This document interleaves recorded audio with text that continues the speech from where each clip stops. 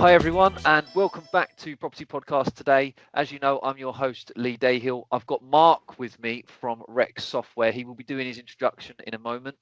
I met him at Property Mark 1. He was doing a talk on the stage, and this kind of inspired the podcast. So I've got some questions lined up, but Mark, please give us your introduction as to who you are, what you've been up to, and a little bit about the company as well. Yeah, thanks again for having me on the show, Lee. I think No problem. as a returning guest, this is maybe my second time on the show. It is. For those of you who didn't listen to the first time or the introduction the first time, my name is Mark. I am Commercial Director at Rex Software. We are a AI-powered CRM based in the UK, and we've been in the UK now for about 6 or 7 years, originally in the Australian market. We really specialise in the self-employed or broker model. But we also have a lot of kind of traditional high street agents benefiting from the AI tools and the new developments in the platform as well. So really exciting to be here. Yep, and for me, the AI conversation right now is massive and topical, right? But in terms of what everybody's up to and all the new things that are coming to market. So I want to ask you my first question, which is, after the sort of 6 months of research, what surprised you the most about what estate agents actually wanted from AI? Yeah, it's a really good question. So I think the background on this really is that we looked at how AI was going to be affecting how we can develop product. We looked at this about 12 months ago, and we obviously noticed there are huge amounts of things that you can now build that in a short space of time that would have taken it a long time ago, 18 months, 24 months ago. And we felt that we need to really get ahead on the AI game, but we actually need to build what agents are going to use and what they're going to find beneficial, because you could be really, really expansive and innovative with what you build. But at the end of the day, if it doesn't get used, it's just a waste of time. It's a waste of effort. So what we thought we'd do is we went out to probably about 80 agencies, as large as 180, 200 offices, right down to single office agencies, individual self-employed brokerages. And we did a series of interviews, more or less the same questions. What do they see happening over the next couple of years? What are their exciting plans? What are they worried about? What do they think's changed over the last 5 years? And all of those answers to all of those questions, we stuck into an AI tool, which basically summarized it and gave us some really concise theme-based answers. So what we found is there are about 5 or 6 different themes that came up consistently with all different types of agencies, all different sizes.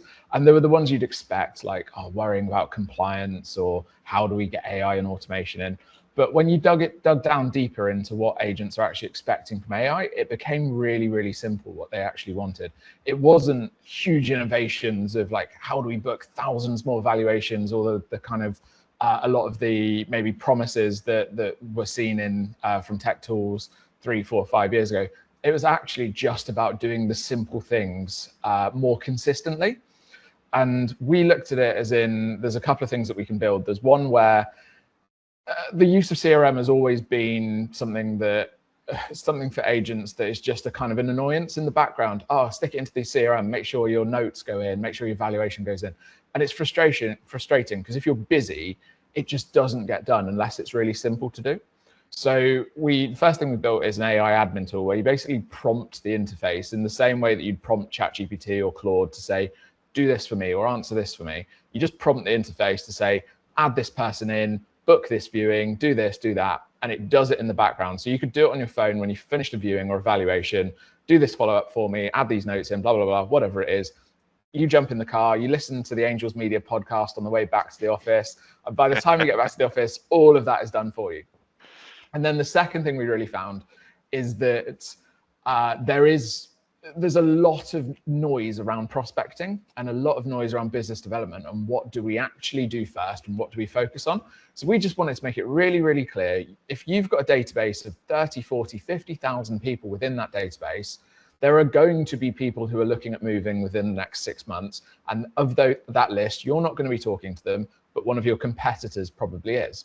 So what we basically enable the system to do is find by how people are engaging potentially with your emails, or kind of like a propensity, eventually a propensity to sell model.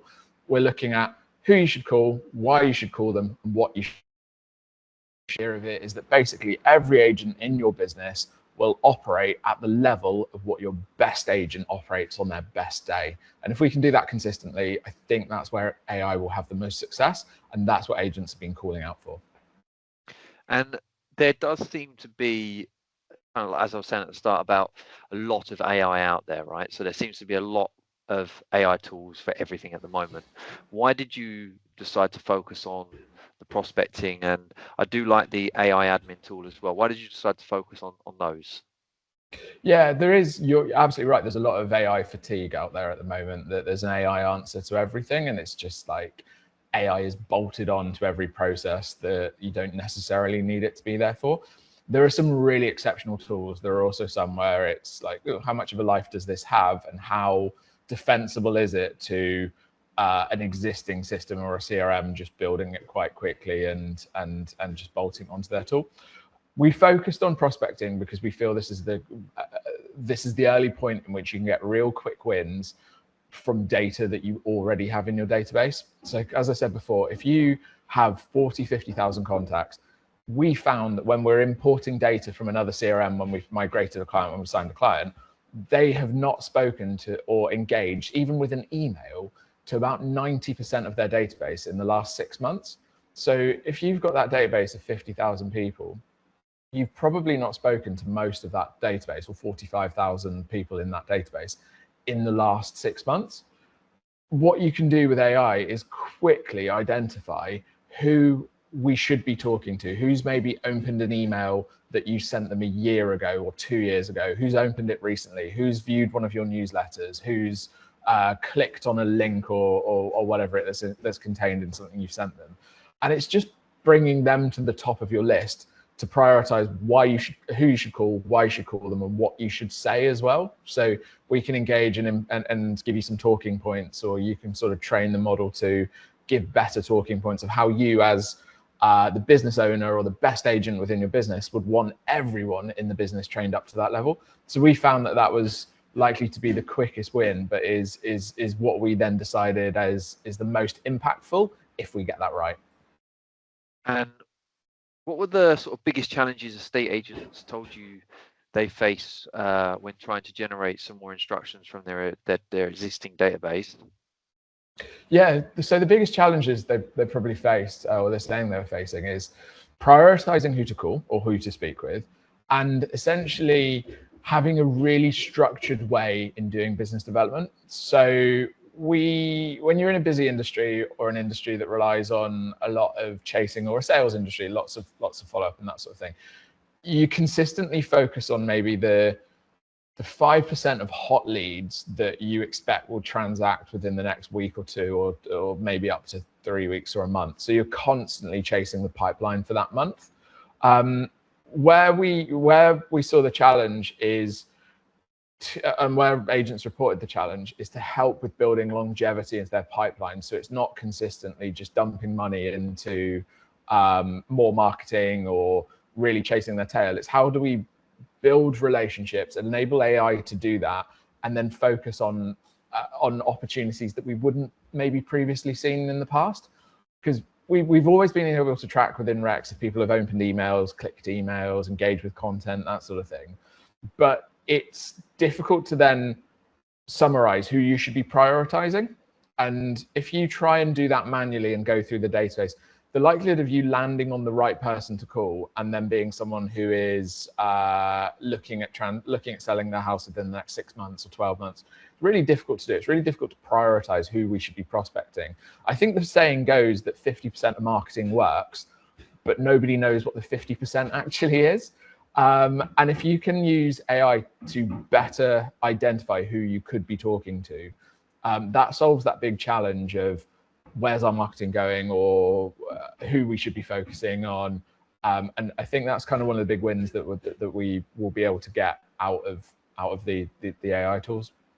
And let's talk a little bit about the sort of time and effort. So how does the AI prospecting help agents prioritize this? Yeah, so in its most simplest format, If you use some of the, if you use Rex in the way that it's designed, so you're sending emails out of the system, whether that's a prospecting email or whether that is just your general back and forth, the emails will be sent out of the system. We'll be able to identify, they'll come from your standard email address and they'll look exactly as if you sent them from Outlook or Gmail or whatever email domain you use. We'll be able to then track who opened those emails, who clicked those emails, what they clicked on, how many times they clicked on it. So you can really look at the engagement. So historically, while this has happened over the last couple of years, agents have been able to send out the links to 5 different properties within a match email, and they'll see which one they're clicking on the most. And you can quickly identify, oh, that's probably the one they're most interested in when you're going through your hot buyer list, for example. Now what you can do with the newsletter tool within Rex, so you can build really, really nice HTML-based newsletters. You can grab some HTML from Claude, or you can integrate it with a different tool if you want to. And what it will basically do then is, if you're sending these out in bulk, you'll be able to actually identify from that list who's engaging with these emails. And over time, if you're doing this as a weekly newsletter or a bi-weekly newsletter, combined with nurture journeys within the system, combined with automated match emails, combined with all the tools that you can use, it's going to prioritize for you who you should call based on what they're clicking on, why you should call them. So this is what they've clicked on. This is how frequently they've done it. These are the signs that they're showing that make them look like someone who is going to be selling or is considering selling. And here's what you should say. So this is what's going on in the property market. This is what we've sold recently in your street or in your area. So all those talking points you should be talking about, and it just puts it in front of you and makes it in one really nice, clear CRM-derived mechanism. Let me just ask about the AI-enabled negotiator future and what that role looks like. And do you think that AI replaces the prospecting activity or enhance it for them? 100% enhances it for them. So it's a really good question, and I think there's a couple of angles of looking at it. So the assumption that we're making is that the high street model in its format at the moment, where we've got branch manager, valuer, or branch manager stroke valuer, negotiator, etc., and the kind of focus roles that we have within traditional estate agency, that will remain. It's 100% my expectation that we will retain a traditional high street presence in estate agency, and the traditional negotiator role will remain existing. What I think this will do is better focus negotiators on who they should be speaking with. And again, like I said, why they should be speaking with these particular people, because we're in this world where, particularly in estate agency, where there's some really good estate agency trainers out there, but I think the use of estate agency trainers or upskilling of estate agents is not as strong as it potentially could be. So we don't have mandatory qualifications. We don't do mandatory regular training. And so a lot of the time, a negotiator that comes into a business, regardless of whether they're big or small, they're learning from the ability of someone else within their business and what consistently works for them or what consistently doesn't work. Where I think AI will help is that if you've got tools that are trained by ex-agents and best practices and scanning and looking at all of the different things that you can do to that are best practices as a negotiator or best practices as an estate agent, these can be filtered through the tools that you use, so that the agents that or negotiators within the team are learning from those around them, but are also learning from the best practice of these incredibly well-designed systems. And that is where I think AI is going to be having a massive effect. We already see it in I think non-verticalized CRM and tools, for example. So if I use HubSpot as an example, they've got really fantastic prospecting functionality in there, or focus functionality around who you should be calling, training to be better salespeople. And I think it's something that has been traditionally lacked from estate agent CRMs, and that kind of true management from the leadership, but also self-improvement from the negotiator will filter through these products and enable them to basically have this better AI-inspired future. Let me just ask around the skeptical, let's call it the agencies that are skeptical around AI.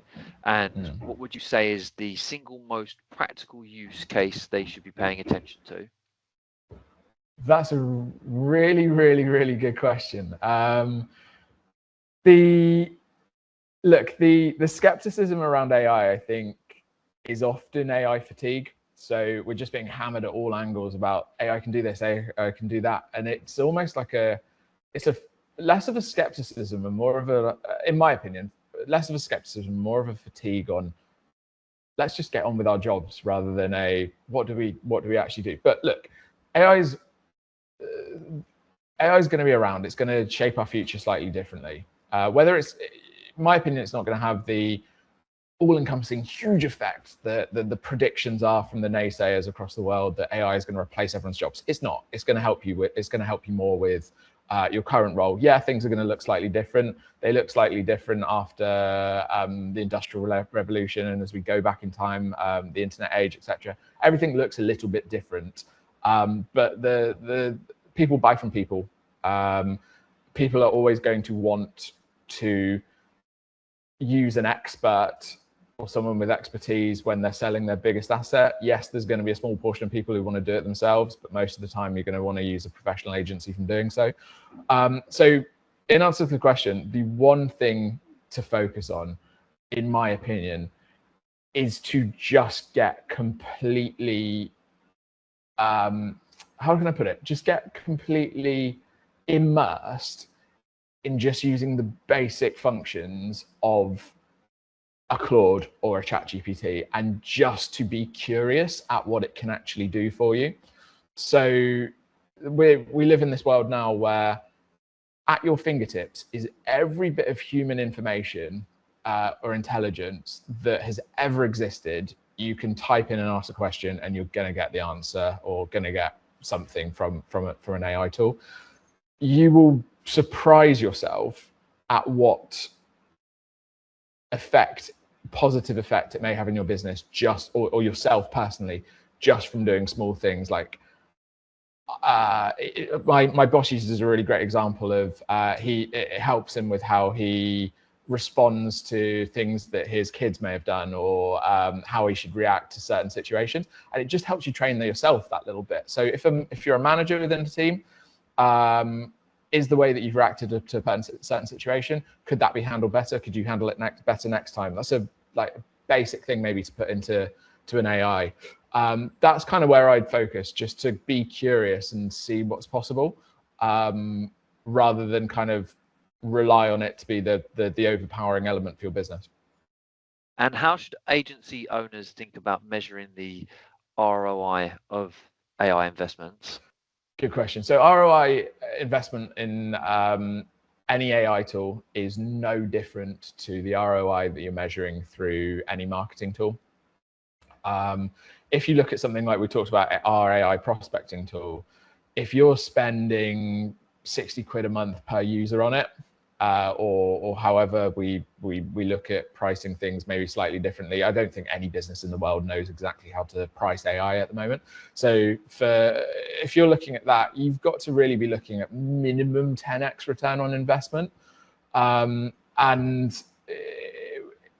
in that simple factor, it's quite easy to measure, certainly if you're comparing it against someone who's not using that AI tool to win business. So if you've got multiple branches, it's a really simple thing to do branch versus branch, trying to block out the same amount of time in the morning for prospecting.